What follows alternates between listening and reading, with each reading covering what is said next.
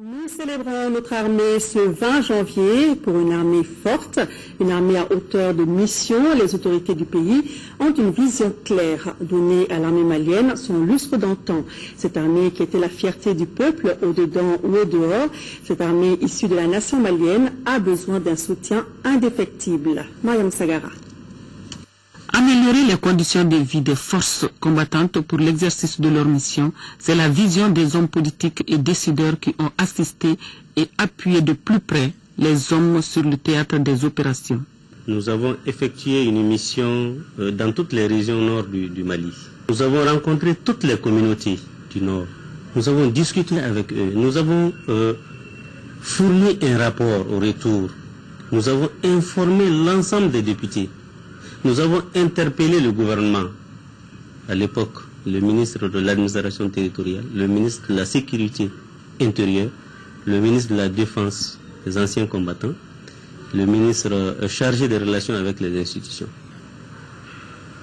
Nous avons évoqué tous les problèmes que nous avons rencontrés et nous avons formulé des recommandations. Aujourd'hui, je pense que le diagnostic est assez consensuel.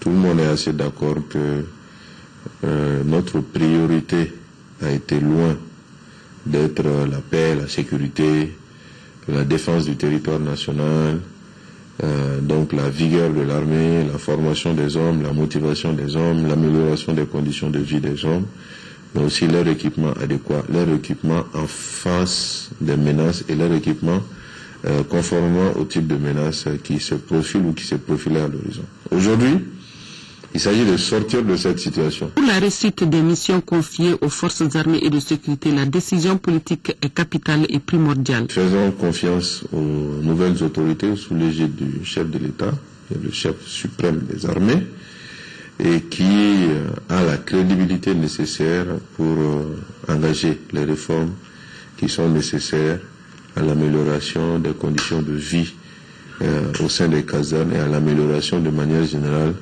de la situation de notre armée pour qu'elle retrouve son lustre d'antan.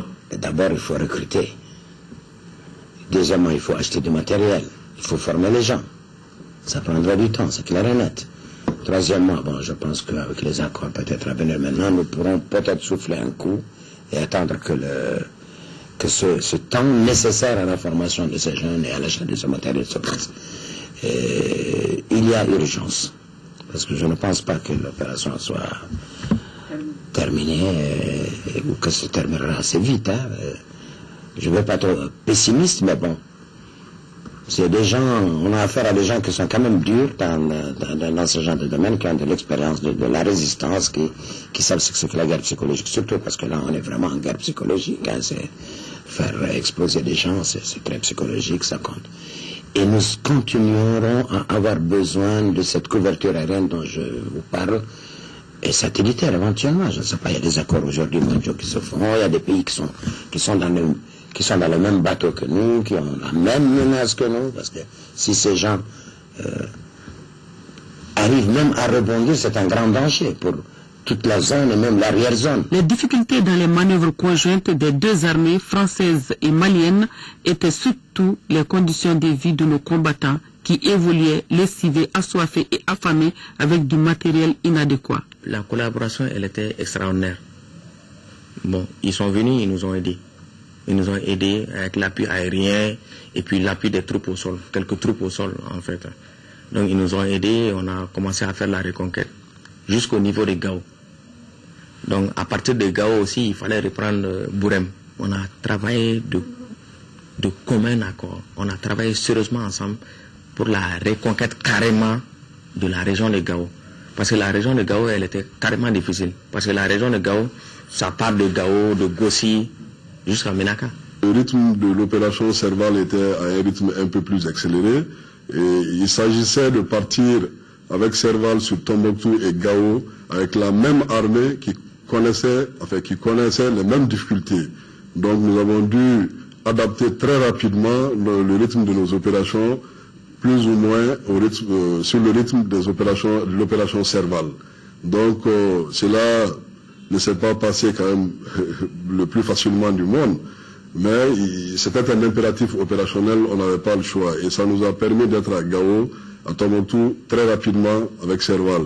Il faut indiquer qu'arrivé au niveau de ces deux régions, pendant une bonne période, nos forces armées étaient arrivées à peu près sur leurs limites, sur beaucoup de plans logistiques, et même en termes d'unités disponibles pour continuer le reste de la manœuvre. Une situation qui, au-delà des militaires, interpelle toutes les couches de la société, notamment les hommes politiques. Au-delà de l'aspect économique, la sécurité n'a pas de prix. Une armée ne se crée pas pour un événement. Une armée est créée pour prévenir. Et si nous réussissons la prévention, basée sur les renseignements, sur l'équipement, je suis sûr qu'on ne sera jamais plus surpris. Mais l'homme malien a besoin de cette culture patriotique qui a souvent manqué. Pour plusieurs raisons. Donc, à mon avis, pour qu'on ne retombe plus dans ça, administrer étant prévoir, nous devrions être vigilants et avoir des projections justes en matière sécuritaire, en matière de développement, en matière d'intégration communautaire. Nous devons faire corps derrière les autorités. Nous devons nous engager tous ensemble dans la voie des réformes. Nous devons savoir faire les sacrifices qu'il faut pour mettre à disposition les ressources nécessaires aux forces armées de sécurité afin qu'elles soient à hauteur de souhait. Cette appréciation renforce ainsi l'idée que cet outil de défense nationale doit bénéficier de toutes les attentions requises.